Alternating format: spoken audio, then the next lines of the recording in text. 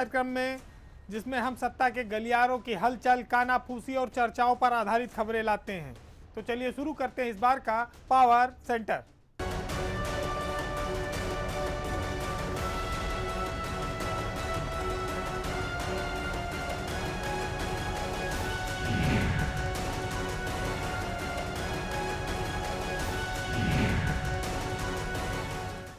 योगी सरकार ने जब सत्ता संभाली थी तो उसने ऐलान किया था कि जो अधिकारी काम नहीं कर पाते या जिनकी 50 से ऊपर उम्र हो गई है और उनकी कार्य क्षमता कम है, उनकी स्क्रीनिंग की जाएगी।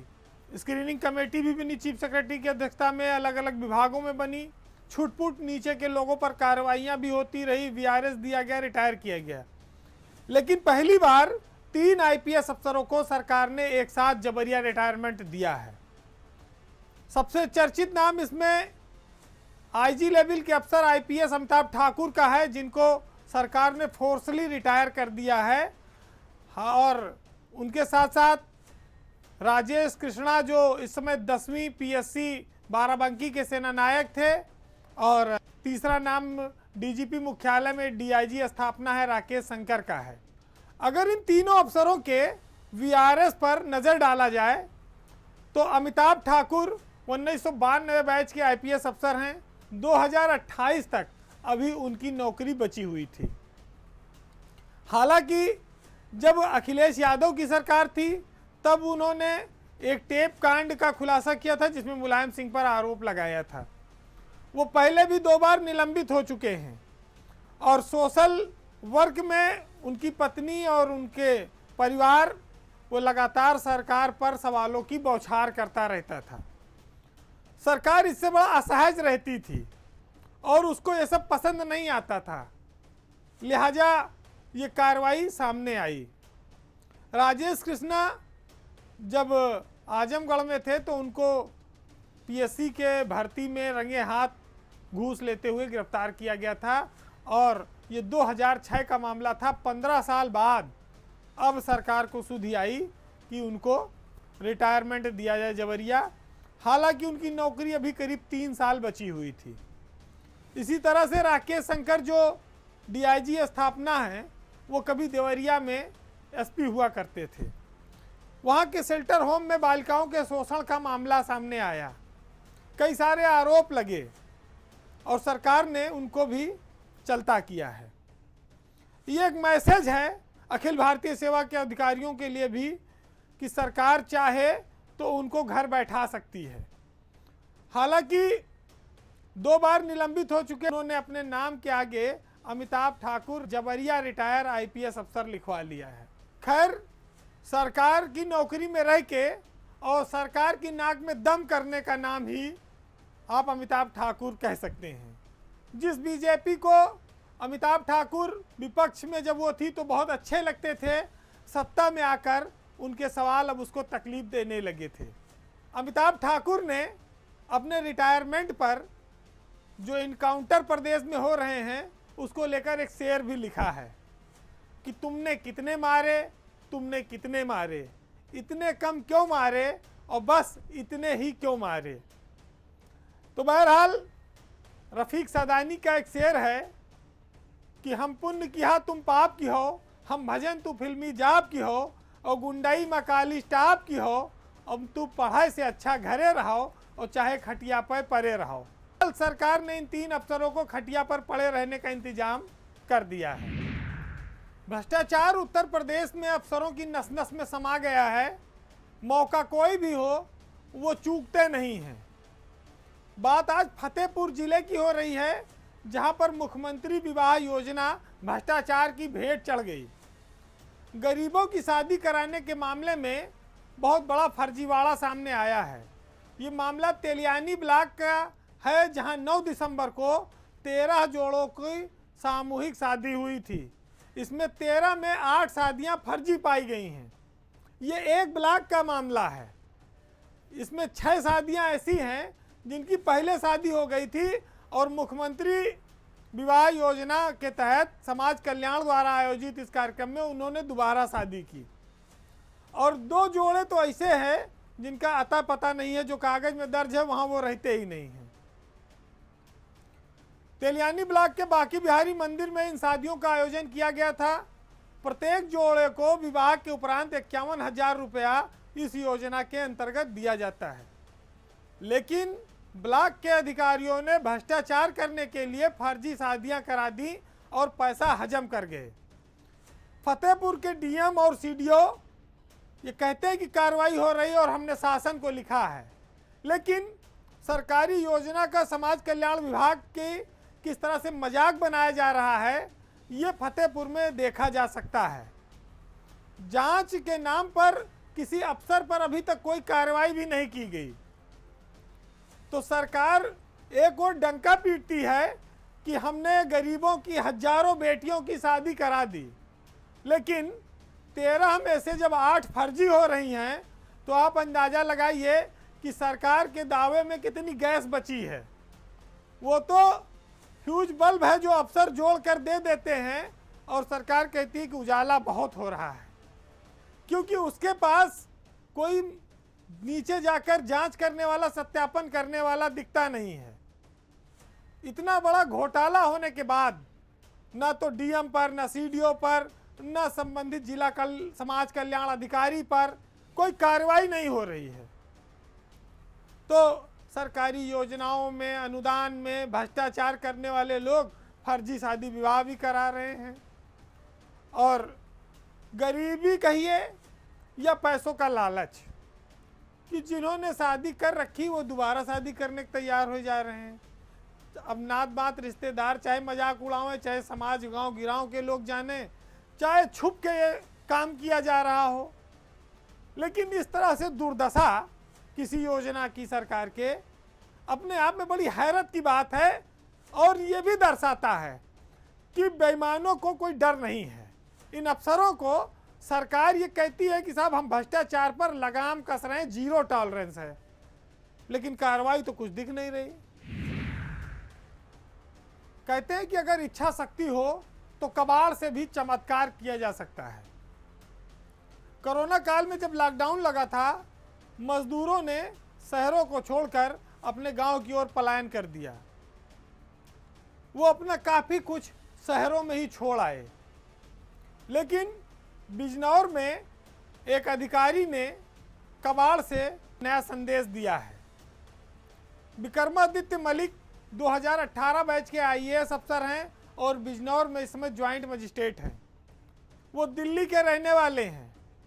कोरोना आपदा में जो मजदूरों की उन्होंने परेशानी देखी, तो इस नवयुवक को महसूस हुआ कि शायद वो भी कुछ योगदान गरीबों के लिए कर सकता है। विक्रमादित्य मलिक ने मजदूरों द्वारा छोड़ी गई साइकिलों को इकट्ठा किया।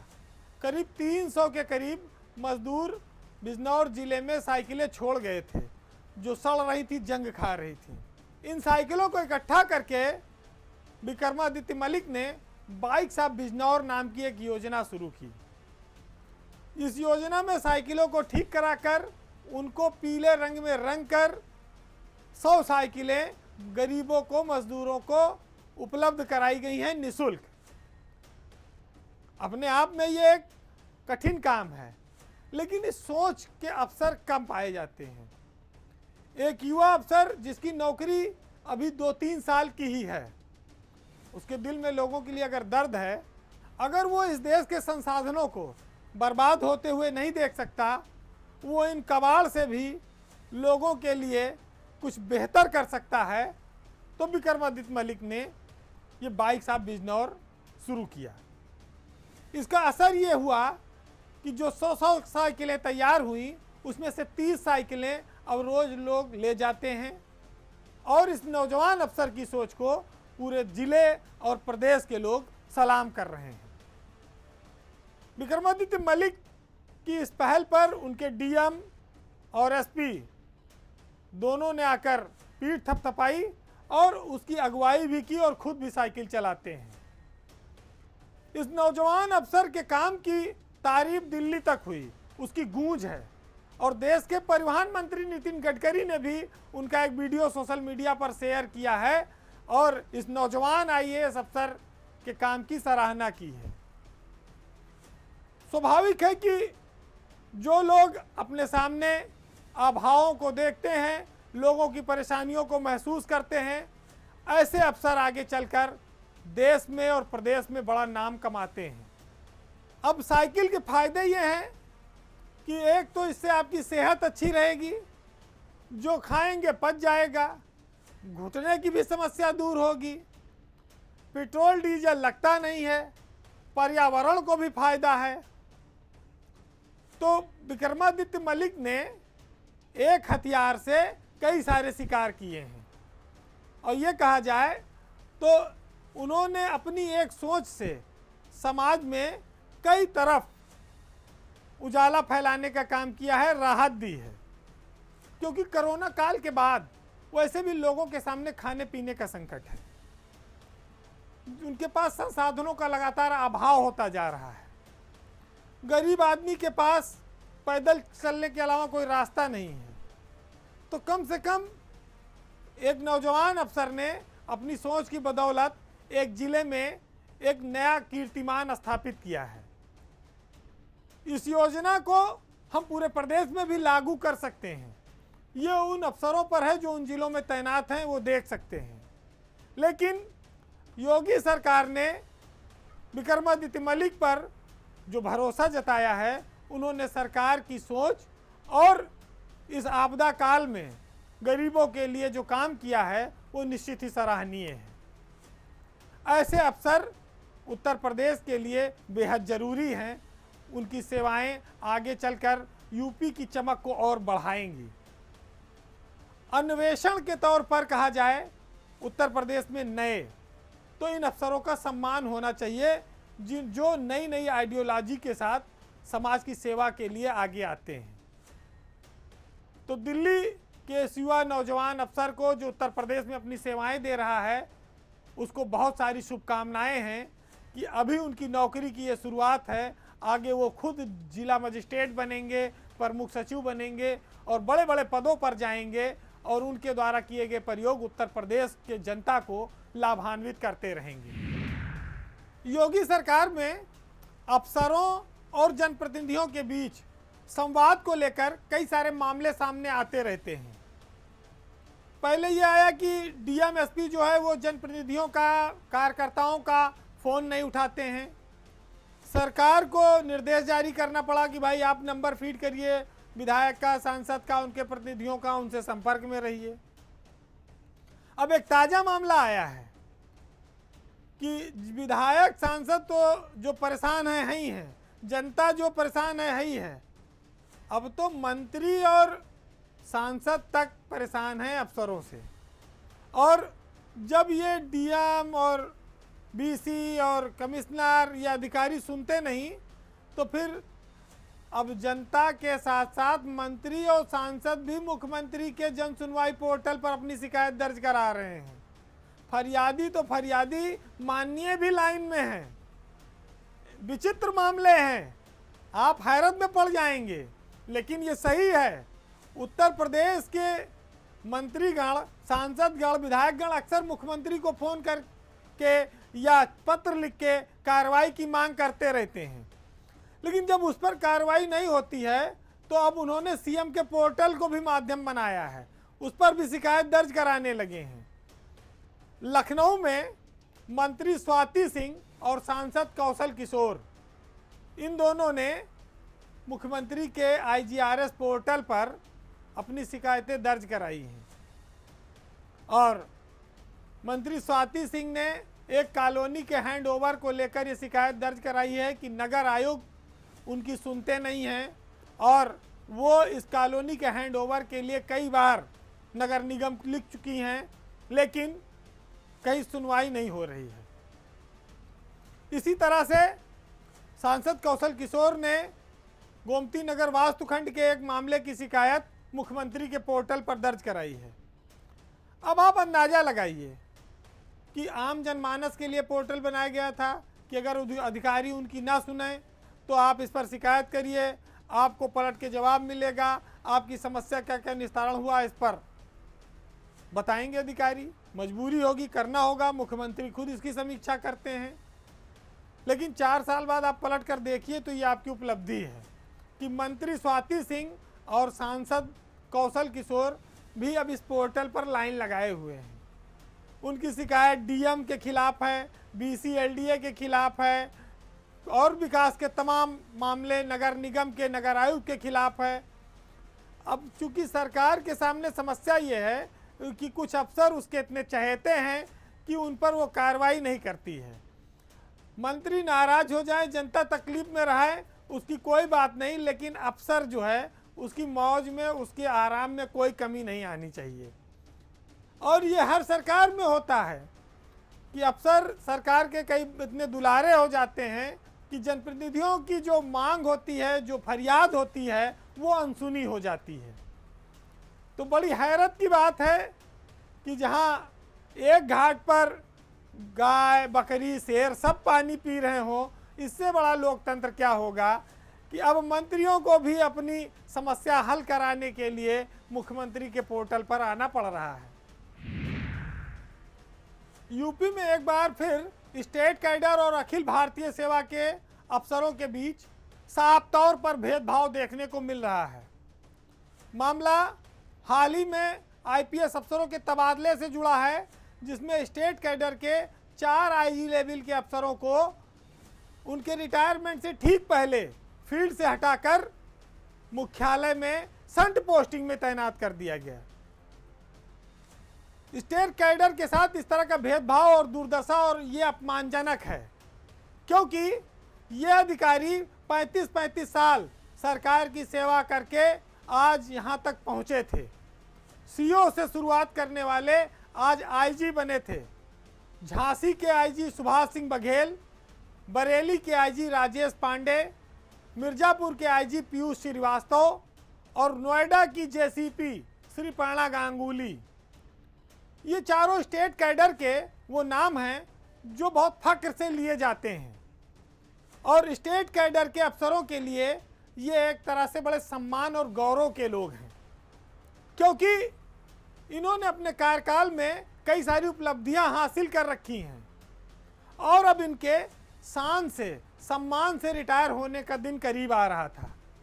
लेकिन सरकार को पता नहीं क्या सूझी कि उसने इनके रिटायरमेंट के 2-3 महीने पहले ही इनको पदों से हटा दिया। श्रीपर्णा गांगुली का रिटायरमेंट अप्रैल महीने में है और राजेश पांडे, सुभाष सिंह बघेल, पीयूष श्रीवास्तव ये जून तक, ये 2 महीने के भीतर ये सब लोग भी रिटायर हो जाएंगे।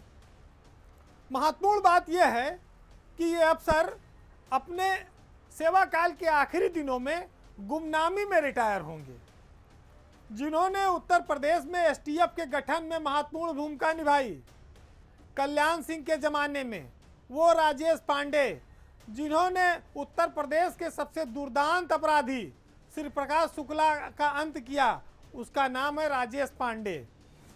वो आज बरेली के आईजी थे, जून में उनका रिटायरमेंट है। उत्तर प्रदेश में अगर स्टेट कैडर में ईमानदार अफसरों की आज अगर गिनती करेंगे तो ये 3-4 नाम सिरमौर हैं उनके। लखनऊ के एसएसपी रहे, मेरठ के एसएसपी रहे, अलीगढ़ में रहे राजेश पांडे। उत्तर प्रदेश के कैबाल टाउन्स में इन लोगों ने अपनी सेवाएं दी और अपने दामन पर एक दाग नहीं आने दिया। तो ऐसे अफसरों में सेवा के आखिरी दिनों में ऐसी कौन सी कमी आ गई कि उनको फील्ड से हटाकर किनारे कर दिया गया? क्या कोई इस स्टेट में अफसर सम्मान से रिटायर होने का हकदार नहीं है, जिसने इतने दिनों तक राज्य की ईमानदारी से सेवा की हो, निष्पक्षता से सेवा की हो? ऐसे लोगों को आखिरी वक्त तक सम्मान मिलना चाहिए। लेकिन सरकार ने कौन सी पॉलिसी बनाई, इसको लेकर स्टेट कैडर में भारी असंतोष है। ये अपमानजनक स्थिति है, क्योंकि 3 महीने में अगर कोई रिटायर हो रहा है 2 महीने में, और अगर वो अपने पद पर रहता है तो इससे कोई पहाड़ नहीं टूट पड़ता, इससे कोई आफत नहीं आने वाली थी। सिर्फ अखिल भारतीय सेवा के अफसरों की अहम की तुष्टि करने के लिए सरकार को गुमराह किया गया। कुल मिलाकर पीपीएस एसोसिएशन इस मामले में मुख्यमंत्री को पत्र लिखने के लिए भी विचार कर रही है। बेदाग सेवा करने वालों को सम्मान के बजाय अपमान मिल रहा है। श्रीपर्णा गांगुली का अप्रैल में रिटायरमेंट है। पीयूष श्रीवास्तव, सुभाष सिंह बघेल और राजेश पांडे मई और जून में रिटायर हो रहे हैं। इतने के लिए सरकार को सब्र नहीं हुआ।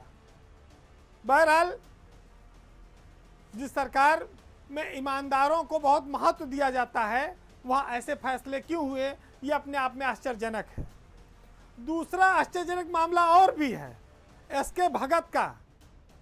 एसके भगत आईजी रेंज बनारस बनाए गए हैं। एसके भगत बनारस में एसएसपी रहे हैं, डीआईजी रेंज रहे हैं, अब वहीं पर फिर आईजी रेंज के पद पर गए हैं। तो क्या बनारस से नौकरी शुरुआत होगी और वहीं से रिटायरमेंट होगा, या बनारस में ऐसा क्या है कि एक अफसर को बार बार वहां तैनाती दी जाती है? एक सिपाही को और एक दरोगा और इंस्पेक्टर को अगर वो पोस्टिंग मांगे तो रीपोस्टिंग नहीं दी जाती, बड़ा बुरा माना जाता है। और एक आईपीएस अफसर उसी जिले में, उसी मंडल में बार बार पोस्टिंग पाए, कोई बोलने वाला नहीं, ना किसी को ऐतराज है। इस तरह से जो असमानता है, भेदभाव है, ये किसके लिए? सिर्फ कमजोरों के लिए? सरकार ये कहती है कि वो सबके साथ समानता का व्यवहार कर रही है, लेकिन ये व्यवहार दोयम दर्जे के व्यवहार को दर्शाता है। महत्वपूर्ण बात यह है कि क्या सरकार की कोई ऐसी पॉलिसी है कि जो रिटायर होने के बेहद करीब हो, 2 महीना 3 महीना बचा हो, वो महत्वपूर्ण पदों पर ना रहे? तो ऐसे तो प्रमुख सचिव गृह को रिटायरमेंट के 2 महीना पहले राजस्व परिषद भेज देना चाहिए मेंबर बना के। डीजीपी को मानवाधिकार में डीजीपी बना देना चाहिए, क्योंकि उनका रिटायरमेंट करीब है, हो सकता है वो अच्छा काम ना कर पाए पूरी क्षमता से, लेकिन अपने ऊपर लागू होगा तो दर्द होगा, दूसरे पे होगा तो भाई ये पॉलिसी है।